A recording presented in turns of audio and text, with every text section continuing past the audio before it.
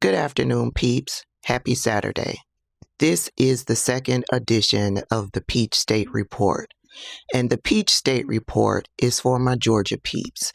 Here I will bring you community news and political news that strictly focuses on what's happening here in the state of Georgia, the state that I reside in. And this edition of the Peach State Report is all about the recent MAGA nut activities of Tori Branum. Tori Branum is running for Georgia District 12 congressional seat. Let's get into it. This right here is Tori Branum, and like I said, she's running for a congressional seat for District 12 here in the state of Georgia. Now, if you have been paying attention to the news the past couple of days, then you heard about the Hyundai warehouse where 450 immigrants were detained, questioned. Some of them were arrested. Other people who were not a part of the Hyundai warehouse who were in the vicinity were also detained and questioned. Here's a news report about the incident, just in case you didn't hear what was happening. We're following a massive ICE raid at a Hyundai plant in Georgia. Officials say roughly 450 undocumented migrants were apprehended. Now, Thursday's raid was carried out by multiple state and federal law enforcement agencies, including ICE, the FBI, and the Georgia State Patrol. I want to bring in CNN's Isabel Rosales, who's been monitoring this. So, Isabel, what is the latest this morning? Omar, good morning. With more than 450 people apprehended, this marks what appears to be one of the largest ICE raids at a single site in the 22-year history of this agency. Now, here's what we know. This happened at the Hyundai Meta Plant site. This is in Ella Belle, Georgia. This is just 25 miles or so west of Savannah. And according to the Associated Press, this raid stopped construction of this factory that's being built to produce batteries for electric vehicles. This same site, this same project, this was touted by Georgia's Governor Brian Kemp, who called it the largest economic development site in the state's history. Now, we have video that we're showing in pieces here of masked and armed agents there at the site, giving out orders while officers raided the facility. We can also see workers here in hard hats and vests. They were lined up as this was ongoing. On site was ICE, Georgia State Patrol, FBI, DEA, ATF.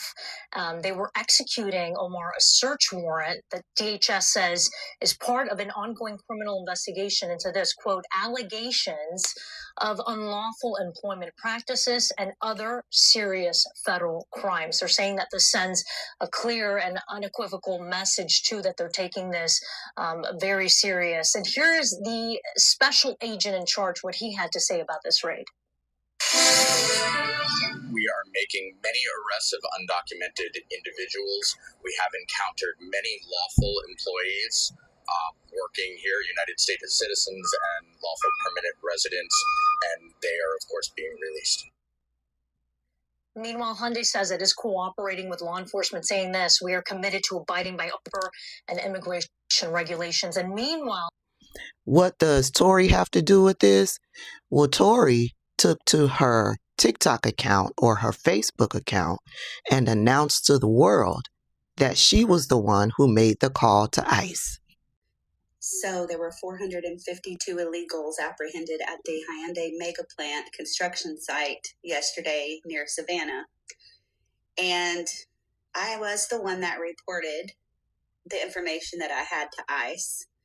But it goes beyond just someone working illegally. Let me explain to you. These people are working for slave wages. Some are not getting paid. Some are being trafficked. They send money home to their country. They give money to their handler. They have hardly anything left. They live in homes 5 families deep, have no quality of life. It's modern day slavery. So if you think that ICE is just going in and ripping people out of their jobs, these hardworking people that want a better life, well, guess what? Politicians have really screwed these people, because when they came here, They thought they were, hey, the border's open, we're coming in, we're going to get the 5-star treatment, and we can go to the big Walmart, and we can live in a 5-star hotel, and that's just not how it is.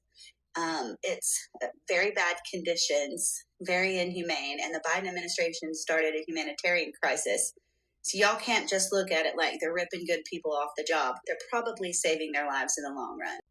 So to be clear, Tori lists the reasons why she thinks those workers needed to have ICE called on them. Those are her opinions. They aren't facts. She doesn't know any of these people. She doesn't know the amount of money that they're making. She doesn't know if they are there illegally. She doesn't know if they are staying 5 people deep in one spot. She doesn't know any of those things. Those are talking points used by racist white supremacists in this country. I believe when you don't have the facts of a certain situation, you should mind your own business, especially if what you are planning to do in regards to said situation can be life-altering for that individual. That's what Tori should have done in this situation. She should have minded her own business. But you see, it is my opinion that Tori suffers from Trump derangement syndrome. And she saw this opportunity to bring a spotlight to her. Hopefully, King Cankles would notice her if she got enough attention to come her way. And it would shine a light on her run for District 12. And King Cankles would be so proud that he would give her his blessing. Yeah, you see, Tori was hoping to bring some traffic to her social media pages. She has a social media page over there on Instagram. And she has a social media following over there on the Facebook. Tori is also an ambassador, I guess, for this made-up organization, Veterans for America First. Is that a legit organization? I took a moment to Google them. They have a Twitter page, and they are also known as Veterans for Trump. And yeah, they've got some type of news thing going on. Anywho, Tori posted over there on her Facebook account, maybe Hyundai could hire the 1,000 people that were laid off at International Paper. So she got those people arrested through ICE, and so now she still thinks she's a savior and she did a job well done, that these people will now be able to get work. In addition to the video that she posted, she also made a post over on Facebook, and this is what she says in the post. So I wasn't going to say anything about this, but let me be clear. Yes, I did report the Hyundai plant to ICE, and yes, I did talk to an agent. I also sent him contact info for people that had evidence. I know there were multiple people involved. I never told the news outlets that I took sole responsibility. I can't help how they frame a conversation. I have gotten hate mail from all over the country with people telling me to die or that I should be in fear. I serve this country and I'll go down with the ship before someone silences me.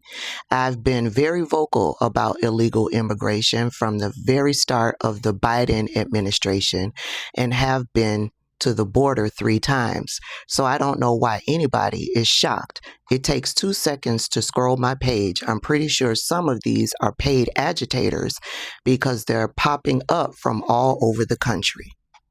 What they're not understanding is that there were more Koreans apprehended than anyone else. No criminal charges have been filed as of yet, and from what I understand, there were some working in slave conditions and were brought here against their will, allegedly. This isn't about discrimination. It's about slave labor and illegal workers. Like I said, it costs you nothing to mind your own business. But she's right. Her page is full of posts about illegal immigration. Illegal immigration that's full of mis- and disinformation. For instance, she made this post, 22,638 migrant children found, and the left won't acknowledge it because they're too busy being mad at Trump. What the media won't tell you is that thousands of children went missing after being handed over to unvetted sponsors under the Biden administration. And why was that, Tori? Why was that? Why were thousands of children handed over to the Biden administration without their parents, Tori?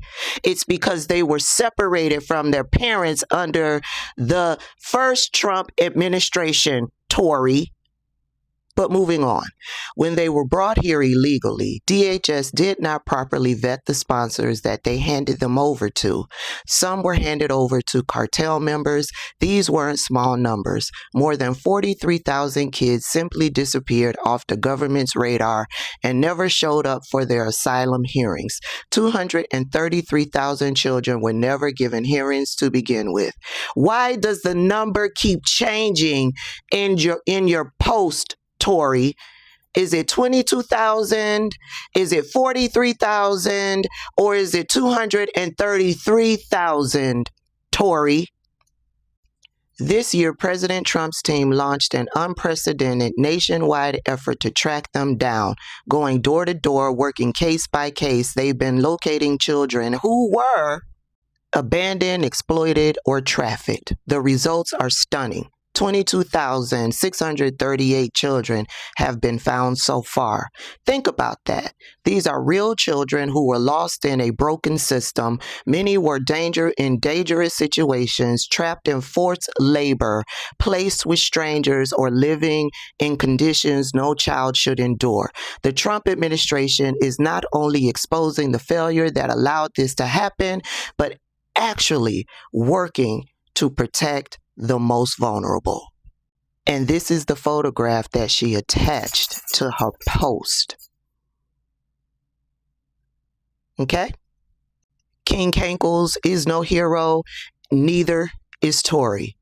The reason why so many unaccompanied children were left in the Biden administration's hands is because Donald Trump separated those kids from their parents. And in most cases, their parents got shipped back to their home countries, leaving those children here unaccompanied. That's what happened. King Cankles is no hero. He's the catalyst as to why so many children were unaccompanied. And that photograph that she's using to spin a narrative, the image shows children walking in line at the South Texas Family Residential Center in Dilley, Texas. This facility opened in 2014 by the Obama administration. It houses immigrant families, primarily women and children, who were seeking asylum in the United States after fleeing violence in Central America. The center is operated by a private for-profit company. Human rights activists and advocates have criticized the use of family detention, citing concerns about its impact on the health and well-being of children and families. You can read more about the facility in this AJC article. And here is a snippet about the day-to-day operations of that facility. At the South Texas Family Residential Center in Dilley, Texas, women and children lived 12 to a building, complete with bunk beds. From their barracks, they could walk a short distance to a library, a chapel, and medical and dental clinics. There was also a city park with a soccer field, volleyball court, and playground. Children attended school there 4 hours a day. Tori Branum is running for office, District 12 to be exact. If you are in Bullock County, Burke County, Candler County, Columbia County, Effingham County, Emmanuel County, Evans County, Glasscock County, Jefferson County, Jenkins County, Johnson County, Lawrence County, Lincoln County, McDuffie County, Montgomery County, Richmond County, Screven County, Tatnall County, Toombs County, Trutland County, Warren County, Washington County, Wheeler County, and Wilkes County, she's running for Congressional District Seat 12. She's running to represent you. Do your research. This is on her for Congress website. Reach out to her.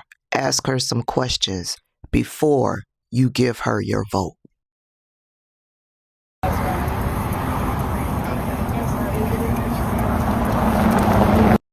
The only people that are mad about this raid in Ellaville, Georgia at the Hyundai mega site are probably people that don't pay taxes. Because in 2022, when they signed the agreement to bring that plant here and build it, they were given $32 million in tax breaks to employ Georgians. And they didn't. The Georgians never were hired temp to permanent.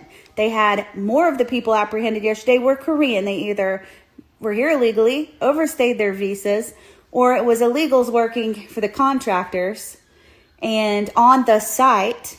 So they got all these tax cuts and never created jobs for Georgians. They get EPA tax cuts, never had any plans for well infrastructure or water. So the water they're using is in turn drying up farmers' wells.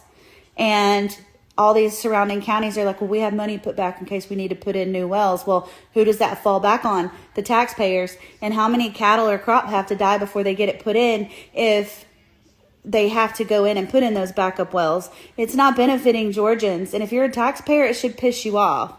You shouldn't be defending it.